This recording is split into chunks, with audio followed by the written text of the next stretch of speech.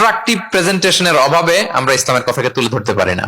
ওরা যে মতবাদ, ওদের যে ডক্ট্রিন, ওদের যে আইডিওলজি, ওদের যে চিন্তা চেতনা, এই বস্তা পচা মতবাদকে ওরা সুন্দরভাবে বিউটিফাই করে, ফান্ডিং করে এমন প্যাট্রনেজের সাথে গোটা বিশ্বে আনে, চোখ ধাঁধানো মনে হয়। কিন্তু আমাদের প্রপার প্রেজেন্টেশনের কারণে আমরা ইসলামকে নন মুসলিম বন্ধুদের কাছে তুলে ধরতে পারি না। এজন্য আমরা অমুসলিম দেশে যারা থাকি, এটা আমাদের সবার দায়িত্ব। We all are the ambassador of Islam in a non Muslim land. প্রত্যেকে আমরা ইসলামিক অ্যাম্বাসেডর। আপনাকে দেখে ওরা ইসলামকে জাজ করবে। আপনি যদি মিথ্যা বলেন তো আপনার গালে দিবে না, বলবে মুসলমানরাই এরকম। আপনি লেনদেনে যদি কারচুপি করেন, বলবে মুসলমানরাই এরকম। এজন্য আপনাকে অ্যাম্বাসেডরের ভূমিকা পালন করতে হবে নন মুসলিম দেশে। এবং নন মুসলিম দেশে স্থায়ীভাবে যদি কেউ থাকতে হয়, তার দাওয়াতের নিয়তে থাকতে হবে। It's a must, I repeat. অমুসলিম দেশে ব্যবসা করতে যাবেন অস্থায়ীভাবে, ওকে। চাকরি, ওকে। চিকিৎসা পারপাস, ওকে। পড়াশোনা, ওকে।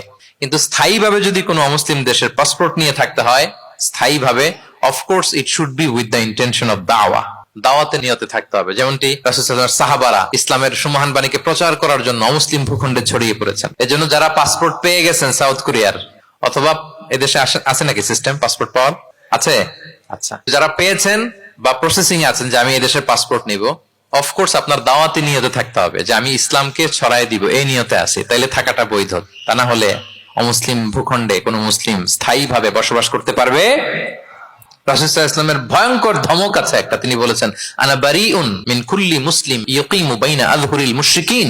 আমি ওই প্রত্যেক মুসলমান থেকে আমি বারি, তার কোনো দায়ভার আমার নাই যে অমুসলিম ভূখণ্ডে মুশরিকদের সাথে থাকে। গভীর হুঁশিয়ারি, সতর্কবার্তা, ওয়ার্নিং।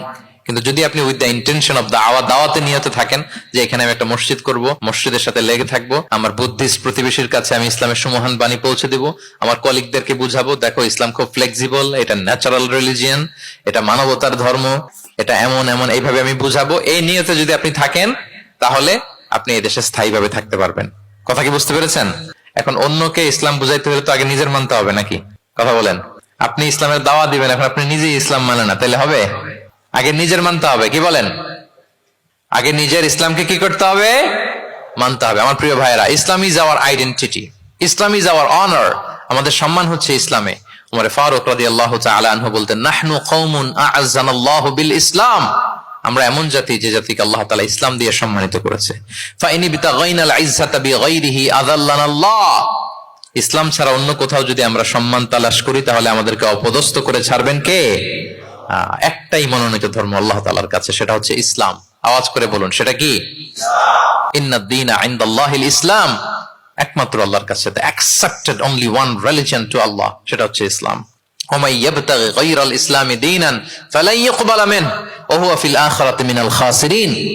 ইসলাম ছাড়া অন্য কিছু যদি কেউ তালাশ করে, সেটার সাথে নিজেকে জড়ায়, আল্লাহ তাআলা কবুল করবেন না। That will not be accepted from him in the day of judgment, and he will be loser minal khasirin. সে হবে লুজার, হতভাগা হবে, দুর্ভাগা হবে।